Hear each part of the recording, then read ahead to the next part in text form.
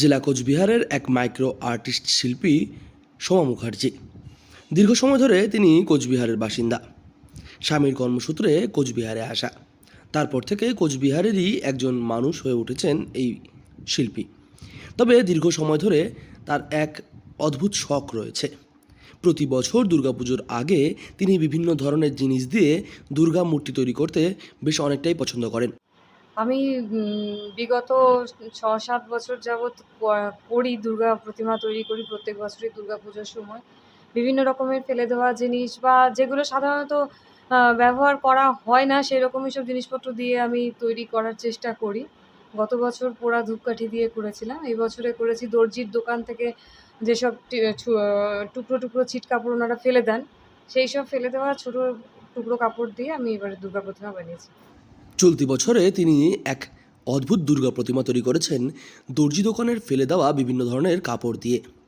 বিভিন্ন ধরনের রঙিন কাপড়, সুতো, আঠা, জড়ি সুতো, রং ব্যবহার করে এই অদ্ভুত দুর্গা প্রতিমা তৈরি করেছেন এই মাইক্রো আর্টিস্ট শিল্পী সোমা মুখার্জি। জানান, দীর্ঘ সময়ের এই বিভিন্ন ধরনের জিনিস সংগ্রহ করে প্রায় আনুমানিক ৩ থেকে ৪ মাসেরও বেশি সময় ধরে এই মূর্তি তৈরি করতে সময় লেগেছে তার।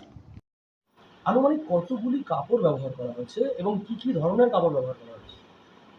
মানে ঠিক সংখ্যা তো বলতে পারবো না, তবে অনেক টুকরো আছে আর কি। মানে প্রত্যেকটা মূর্তি গড়তে গিয়েই মোটামুটি মানে ৭টা-১০টা মতন টুকরো কাপড় লেগেছে। এখানে তারপরে কিছু জড়ি সুতো, সেগুলো সবই ওই দোকান থেকেই পাওয়া জিনিস। সেগুলো দিয়ে সাজসজ্জাগুলো সেগুলো দিয়েই করেছি। সময়ও লেগেছে বেশ অনেকটাই। বিগত বছরগুলিতেও তিনি বিভিন্ন ধরনের ফেলে দেওয়া জিনিস দিয়ে দুর্গা মূর্তি তৈরি করেছিলেন।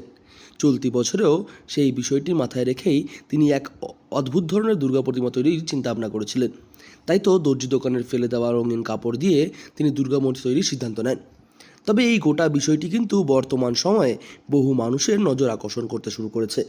ইতিমধ্যেই সোমা মুখার্জির কাছে বহু মানুষ যাচ্ছেন এই বিশেষ দুর্গা প্রতিমা দেখতে।